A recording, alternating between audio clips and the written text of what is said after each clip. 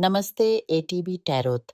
आज मैं आप सभी वृश्चिक राशि के जन्मों से बात कर रही हूँ। आपकी आने वाली हफ्ते में एक ऐसा घटना घटित होने वाला है जो आपकी ज़िंदगी की दिशा ही बदल कर रख देगा। ख़ास तौर पर उस चीज़ को प्राप्त करने के संबंध में जो आप बहुत समय से इंतज़ार कर रहे थे। ये एक आमंत्रण हो सकता है या फिर वो धनराशि जो आपके लिए छुपी हुई थी। मैं आपको देखती हूँ अपने जीवन का रुख और परिस्थिति को बदलते हुए। जो कुछ भी आपके लिए आ रहा है वो अत्यंत सकारात्मक है और वैसे भी बहुत लंबे समय से आप इसकी प्रतीक्षा में थे।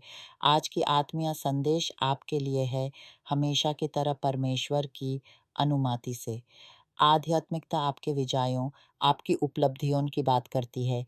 ये एक ऐसे काल की शुरुआत है जब आप अपने जीवन में बड़ी उपलब्धियों में प्रवेश करने वाले हैं। बहुत समय तक आप इस संघर्ष में रहे कि अपनी आकांक्षित ज़िंदगी को पाने के लिए क्या करें। आपने वो दौर देखा है जब आपने हर संभव प्रयास किया, परंतु आपके रास्ते में प्रणाई और अप्रणाई दोनों लोगों की कई कठिनाइयाँ आई। लोगों ने आपको धोखा दिया, आपका विश्वास तोड़ा, केवल आर्थिक या धन के क्षेत्र में ही नहीं, बल्कि प्रेम और संबंधों के मामले में भी। ये विश्वासघात का, निराशा का एक लम्हा था। इसी निराशा और आशाभंगी के बीच आपने अपना सारा बल, अपनी सारी चिंगारियाँ अपने लक्ष्य को पाने के लिए लगाई। इस अत्यधिक परिश्रम ने आपको थका दिया। आपके अंदर एक थकान, एक उन्मत्तता भर दी। इसलिए मैं आपका ध्यान आपकी स्वास्थ्य की ओर ले जाना चाहती हूँ, क्योंकि कभी-कभी ये तनाव और थकान आपके शरीर पर भारी पड़ जाती है। आप जानते हैं कि कई रोगों का मूल कारण भावनाएँ ही होती हैं।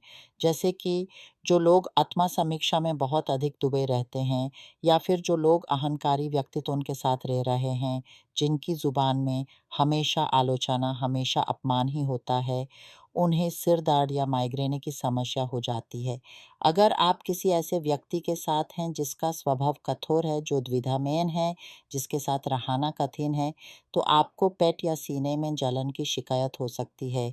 यदि आप अंदर ही अंदर दुख, विशेष चिंता और गम छुपाए हुए हैं, तो आपके सीने में दर्द होने लगता है। और यदि आप खुद को माफ़ नहीं कर पाते, अपने आप पर बहुत आरोप लगाते हैं, तो इस गंभीर मनोदशा का प्रभाव आपके शरीर पर भी पड़ सकता है। मैं महसूस कर रही हूँ कि आप में से कई लोगों पर एक आत्मीय समूह काश कर रहा है, किसी ऐसा घाव को भरने के लिए जो आपने बहुत समय से सहन किया है। और आपकी इसी उलझन भरी ज़िंदगी के बीच प्रेमिक विश्वासघात और धन की खोज के दरमियान जो कुछ मैं अब देख रही हूँ, वो एक बड़ी है, परमेश्वर की तरफ से आपके लिए एक अनुपम तोहफ़ा। मैं विश्वास करती हूँ, उस चीज़ पर दृढ़ विश्वास करती हूँ जो मैं आपसे साझा करने जा रही हूँ। यहाँ यह लिखा हुआ है, देखिए, ये करते क्या चिल्ला-चिल्ला कर बता रही हैं, आपके लिए आने वाली उस बड़ी प्रतिफला की घोषणा कर रही हैं। एक पल से अगले ही पल तक आपको एक जैसे जागृति का अनुभव होगा। और यहाँ साफ तौर पर कहा जा रहा है कि आपके लिए एक नया चक्र शुरू होने वाला है। जैसे कि अब तक आप इस संकोच में थे कि पैसा कमाने के लिए क्या करें। जैसे कि अब आप स्पष्ट रूप से देख पाएँगे कि आपका सच्चा साथी, आपकी आत्मीय कौन है। आपके रास्ते से नकली दोस्तों को हटा दिया जाएगा। आपके लिए एक नया दौर आ रहा है। मेरे बच्चों, आपकी ज़िंदगी में एक नया पहलू आने वाला है। और अब इस क्षण में मैं आपसे ये अनुरोध करती हूँ कि थोड़ी देर के लिए अपनी साँस को स्थिर करें, अपने मन को एक केंद्र में लाएँ।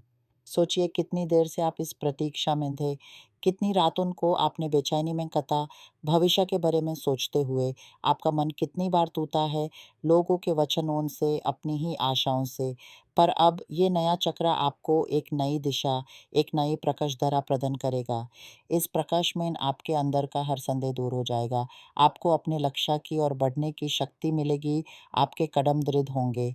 इस बदलाव की आहुति देने के लिए आपको अपने अंदर छुपी हुई उस शक्ति को पहचानना होगा, जो आपके संकटों ने आप में भर दी थी।